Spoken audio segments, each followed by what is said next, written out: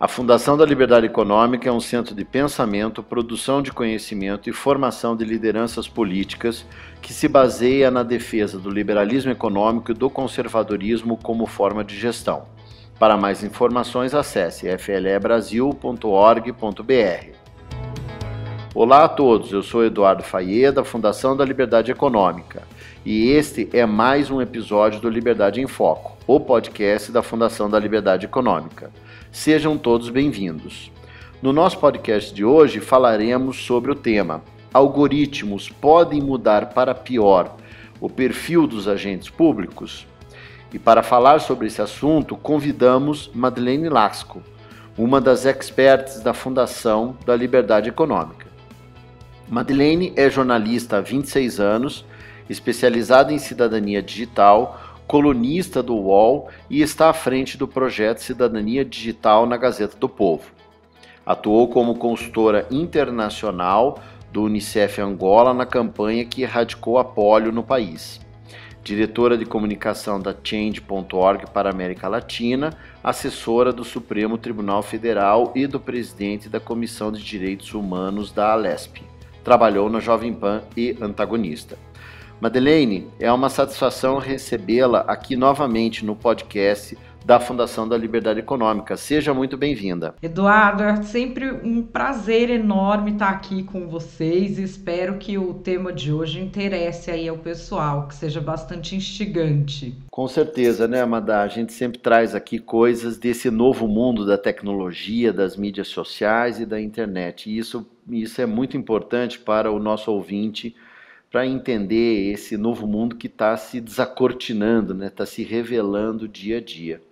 E para começar a nossa conversa, na verdade, aqui, quando falamos de algoritmos, geralmente falamos de redes sociais e de internet, né? Toda essa tecnologia é baseada nessa forma de programação, né? Utilizando o algoritmo. Isso realmente tem o poder de mudar o perfil dos agentes públicos? Olha, tem o poder de mudar para pior. E por que eu falo isso? Porque a gente pensa em algoritmos, em redes sociais, nossa cabeça é analógica, né? A gente nasceu num mundo diferente. E até muito pouco tempo atrás, muita gente até hoje pensa assim, que uma coisa é o seu perfil no mundo real e a outra coisa é quem você é nesse universo online, nesse universo das redes sociais, como se fosse possível dividir uma pessoa em dois. E, na verdade, isso faz a gente subestimar o poder que os algoritmos têm sobre a gente. Porque a gente interfere na internet, a gente consegue mudar coisas no mundo usando a internet, mas a internet também muda a gente. O que é o grande valor que existe em uma pessoa na dinâmica da sociedade? O grande valor é a confiabilidade, é a capacidade de realizar coisas e a capacidade de colaborar. Então, quem é confiável, faz coisas interessantes e colabora, tem esse grande valor. No mundo dos algoritmos, só existe um valor, que é a atenção. Nós estamos falando aqui da economia da atenção. O único valor recompensado pelos algoritmos é chamar a atenção. E os jeitos de chamar a atenção, tem até um especial do Chris Rock, que é de stand-up maravilhoso, que fala sobre isso. Quais são os jeitos de chamar a atenção? Um deles é você ser excelente em algo, mas ele é dificílimo. Aí você vem com mostrar o corpo. Depois, você fazer alguma coisa muito condenável, muito asquerosa, muito brutal. Isso atrai atenção.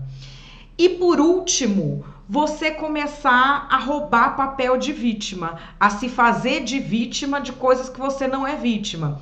Então é aquela pessoa que por causa de uma palavra colocada errada, ela quer se equiparar a uma vítima que sofreu uma violência real. Quando a gente começa a premiar esses perfis pelo algoritmo, isso já começa a ter um reflexo na vida cotidiana. E as pessoas que vão ter destaque vão ter outro perfil. não vão ser mais as que fazem coisas com excelência, de forma colaborativa e que são vamos dizer, pessoas da nossa confiança. Essa dinâmica já existe e porque ela passa despercebida, ela acaba ficando muito poderosa. Entendi, Madá. E uma questão que eu tenho ouvido aí bastante, né, e visto principalmente nas notícias, é que há um movimento internacional em relação a isso. E esse movimento tem gerado aí várias reflexões, inclusive recentemente teve na França um evento que discutiu regulações e regras e que obviamente teve uma participação política importante aqui do nosso país, bem como de vários países democráticos em desenvolvimento. E eu gostaria de tua análise, né, sobre já algum reflexo dessa questão dos algoritmos da internet em relação à política brasileira e, bom, se sim, seria possível algum tipo de regulação ou regra que impedisse, e daí por isso que eu citei esse evento e essa movimentação, né, de vários países no mundo aí por uma espécie de negociação de regulação. Então, primeiro a questão do efeito. Entre parlamentares já existe uma gíria que mostra exatamente o quanto que isso entrou na nossa política, que é a bancada hashtag. O que é a bancada hashtag? Isso você vai ter deputados federais, senadores, deputados estaduais e até vereadores. São pessoas cujo mandato geralmente se resume a fazer live e lacrar em rede social. E você tem vários. E eles ocupam um mandato sem nenhuma, vamos dizer, sem princípios e sem propósitos de nada que o legislativo possa realizar na vida das pessoas. É o poder pelo poder e que eles conseguem como? Com visibilidade. Ocorre que eles ficam famosos. Essa movimentação sempre houve de alguém ficar famoso e ganhar um mandato político simplesmente porque é famoso. A gente tem aqui no Brasil o caso clássico do Tiririca. Na Itália tem um caso, que quem é mais antigo se lembra, da Titiolina, a atriz pornô que virou deputada porque era famosa. Você sempre teve isso, mas você sempre teve isso de forma pontual. Hoje a gente chegou assim, a uma situação em que grandes partidos europeus estão reclamando formalmente que eles têm que colocar nos seus quadros e dar visibilidade a gente desequilibrada, sem princípios, antipolítica e barulhenta, porque senão na era das redes sociais eles somem e o que não tá na rede, na cabeça das pessoas não tá no mundo. O que não tá na rede, com toda certeza, não está no noticiário. Então esses partidos já tiveram de incorporar pessoas que, se dependesse da avaliação deles do que é melhor para a política, jamais teriam sido incorporadas. Essas pessoas da economia da atenção, esses que chamam muita atenção, o que preocupa na política é que eles são a antipolítica. Porque a política é você criar pontes. E eles vivem de arrumar encrenca com os outros, eles vivem de demolir pontes, eles vivem de cancelar pessoas. Eles vivem de ir atrás de alguém para ser inimigo. Então, assim, pessoas assim na política, no volume que você precisa ter hoje, elas acabam tornando a política isso que muita gente criou aversão. Muita gente não suporta mais política. Muita gente não suporta o noticiário. Mais de metade dos brasileiros, tem uma pesquisa, evitam o noticiário político. Então, assim, isso já é uma realidade. A tentativa de regulação, tem um artigo muito interessante no Estadão, mostrando 8 formas de regulação à semelhança do que se faz no exterior, nos países democráticos. A nossa tentativa de regulação que a gente tem pelo governo atual, ela não tem nada a ver com isso. Ela é muito parecida com o Benin e com a Bielorrússia. Ela foca no quê? No que pode ser dito ou não em liberdade de expressão. Por que os países desenvolvidos não estão mais focando nisso? Primeiro porque não adianta. É tipo você enxugar gelo. Enxugar um prédio de gelo com guardanapinho. Você tem hoje o robô que faz 1.500 posts por minuto. E aí você leva cada post pro judiciário para ver se tira ou não. Então, assim, é algo que não funciona. E os países desenvolvidos não usam porque é muito tentador o acúmulo de poder. Você pode começar a censurar todo mundo de quem você discorda, quem te faz crítica, quem te incomoda. O que se tem olhado é muito assim, a estrutura.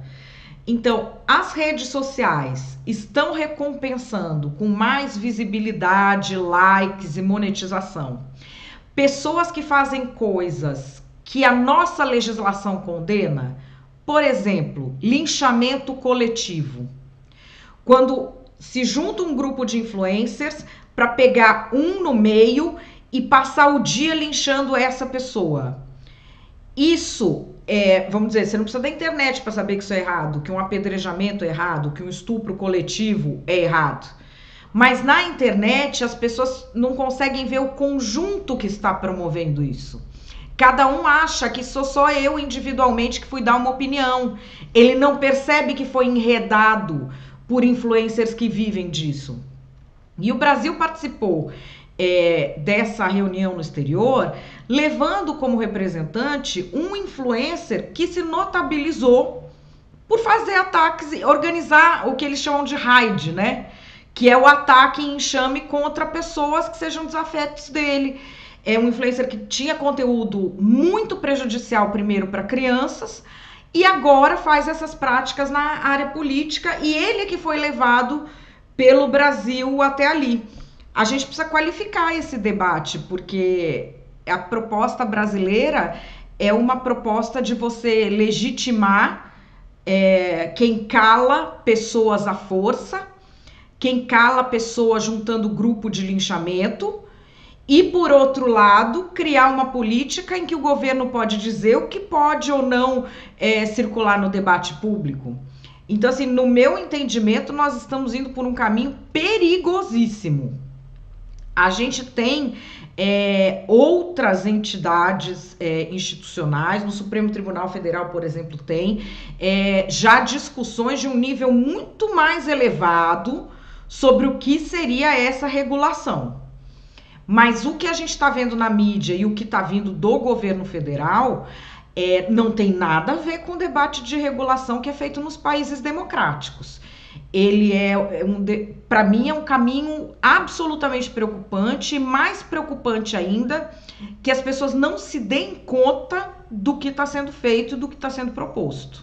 Importante isso que você está falando, porque inclusive eu vi o representante do Supremo Tribunal Federal falando nesse evento e achei as posições dele muito interessantes e muito positivas perante a discussão. Desse influencer que você citou, eu de fato não vi nenhuma reportagem mais específica, mas você falando isso já acende uma luz, né, amarela, né, no sentido de uma atenção. O que eu queria fazer um comentário, que você aí, obviamente, fizesse uma análise, o Brasil, no caso da LGPD, ele praticamente replicou uma legislação europeia, que é considerada uma legislação avançada, salvo o melhor juízo, né, e positiva na questão de proteção de dados.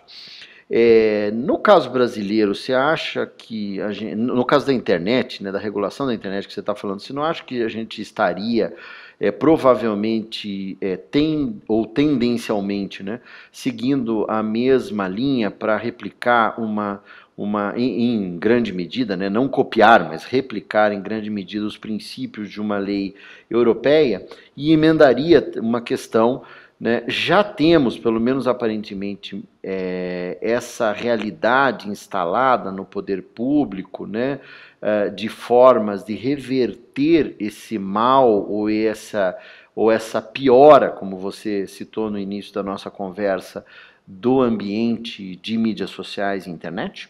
A gente tem uma tendência, primeiro, de seguir a legislação europeia na visão dessas análises que estão vindo do Poder Judiciário, do Supremo Tribunal Federal. E não confundir isso com o inquérito lá que está nas mãos do ministro Alexandre de Moraes. São coisas separadas. Perfeito. Isso é importante você ter pontuado. Porque são coisas separadas. Aquele inquérito é algo emergencial, de uma situação que não se sabia como lidar. Ele é assim, ele é visto assim. Ele não tem nada a ver com o que está se construindo de pensamento e de avanço em termos de regulação. É uma outra coisa. Eles estão indo beber das fontes onde isso está funcionando e está funcionando também para a democracia. Também para garantir o direito do cidadão, também para garantir o direito à liberdade de expressão de todo mundo. Mas por parte do governo federal nós temos o exato oposto. E vindo também de muita gente do Congresso Nacional, temos o exato oposto. A gente tem uma legislação arcaica, que não tem eficiência, não tem nenhum marco legal no mundo desse que tenha funcionado para regrar a internet. Ele serve para calar críticos e para esmagar quem se oponha. Serve bem para criar censura. A legislação ir no sentido de definir o que pode ser dito ou não. Quem pode tomar parte no debate público ou não. É um caminho perigosíssimo esse. E como a gente tem vamos dizer assim, as redes também infantilizaram as pessoas, né? Então você consegue muito bem moralizar. O debate político, ele virou um debate moral, em que tudo que é do lado contrário a você é a representação do mal e você precisa destruir, porque senão o mundo acaba. Virou assim um filme da Disney, né? Então a pessoa que propõe a legislação, ela tá pensando em calar o adversário dela, porque ela acha que isso é necessário, que senão o mundo acaba. O que ela não tá vendo é que o adversário dela pensa a mesma coisa dela. Ele vai querer usar aquilo para calar, então ninguém mais fala. É uma legislação que vai por um caminho preocupante, porque quem estiver no poder deterá o poder de calar os outros. E aí a grande questão nesse ponto em que a gente já está, quais seriam as formas de reverter? A primeira forma que eu acredito é o conhecimento sobre a arquitetura das redes, o contexto das redes e como ele mexe com a gente. E tomar decisões baseadas nisso. Então, por exemplo, algo que é muito comum hoje em dia. Um parlamentar utiliza a tribuna da Casa Legislativa para a qual ele foi eleito para dizer assim, um absurdo e assim, sempre uma coisa muito agressiva, muito ofensiva, performances que, olha, nem performance que circo não aceita, né? Performances tristes de se ver, performances que não cabem no parlamento.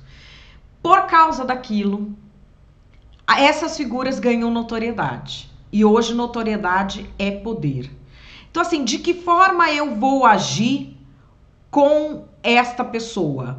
Porque você tem assim, o cara faz isso, aí pedem a cassação, ou uma pena, ou não sei o quê. Só que quem pede quer beber desse marketing também. E fica na imprensa dizendo, olha, tomei essa providência, tomei aquela providência.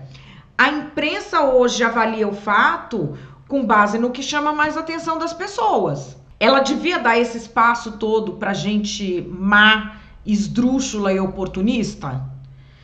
Ou devia, não tô dizendo que não se noticie, mas tenha proporção devida. Isso precisa ter a devida proporção. E também precisa haver uma análise sobre como as redes sociais e os buscadores estão usando as notícias. Na Austrália tem uma coisa muito interessante. Agora o Canadá está fazendo um regramento, mas na Austrália tem uma coisa muito interessante, que é o seguinte: as suas notícias, as notícias de um veículo de comunicação específico que aparecem no buscador, sabe quando você vai lá, Google Notícias, não sei o que Notícias, não pode ser o buscador que coloca ali o que é mais importante. Tem que funcionar editorialmente pelo veículo de comunicação, porque senão o buscador pega só coisa esdrúxula e o veículo de comunicação passa a ter de produzir coisa esdrúxula para ter acesso. Igual a situação que eu falei dos partidos políticos europeus. Hoje a gente tem essa realidade instalada. Então, mexer nessa realidade é algo bastante urgente. Mas, primeiro de tudo, conhecer essa realidade. Entendi, Madá. E para a gente fechar aqui o nosso papo, o que os gestores públicos podem fazer sobre isso, né? Quais as ações mais objetivas, mais pragmáticas, né, que eles podem realizar dentro do âmbito das suas atividades? Olha, a primeira coisa é ter treinamento de pessoal, mentoria, porque todo mundo que estiver, vamos dizer, sob a alçada desse gestor público, sejam outros funcionários públicos, sejam pessoas de terceirizadas, elas vão estar sujeitas a esse ecossistema em que o que é recompensado socialmente é unicamente chamar a atenção. Essas pessoas já estão ficando com a cabeça assim e estão perdendo a conexão com princípios morais e com a necessidade do serviço da administração pública. Essas pessoas, assim, não é que elas são imorais. Isso, as redes, a internet, como eles vão recompensando as coisas erradas, eles criam um aprendizado social em que as pessoas começam a replicar as coisas erradas. E isso pode ser, de certa forma, contido, treinando as pessoas para aprender sobre essa realidade. Porque aí a gente entra na questão dos nossos vieses cognitivos. Quando a pessoa se liga, poxa, a minha cabeça começou a funcionar desse jeito, em que eu tô percebendo que tal coisa dá sucesso, mas peraí, isso aí não é o que eu aprendi, não é o que meu pai e minha mãe me ensinaram, não é nem o que eu acho certo isso, por que eu tô agindo assim? Quando você informa isso às pessoas, quando você conscientiza, por isso que é preciso treinamento em cidadania digital, nesse sentido, para que a pessoa compreenda o que está acontecendo e volte a tomar as decisões com base nos princípios morais que ela aprendeu.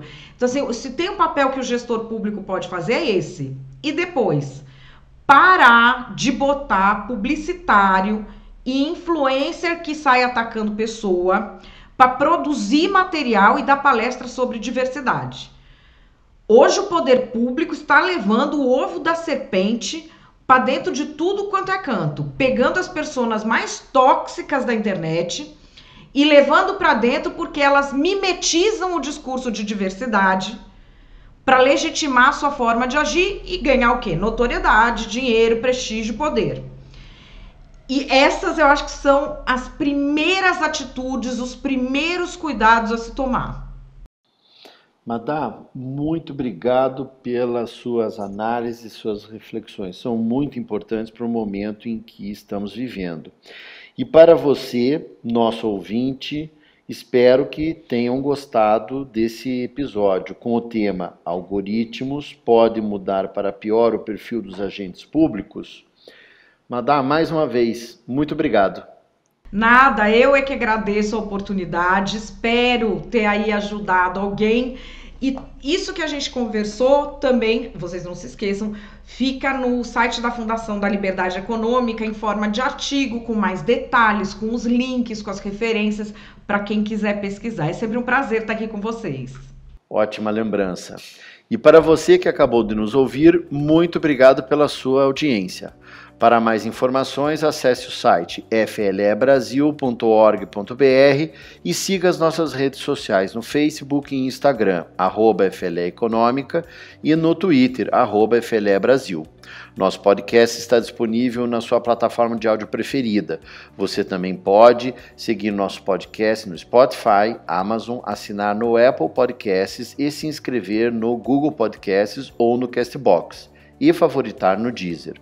Desse modo, você receberá uma notificação sempre que um novo episódio for ao ar. Eu sou Eduardo Fayet e esse foi mais um Liberdade em Foco. Um grande abraço e até a nossa próxima conversa.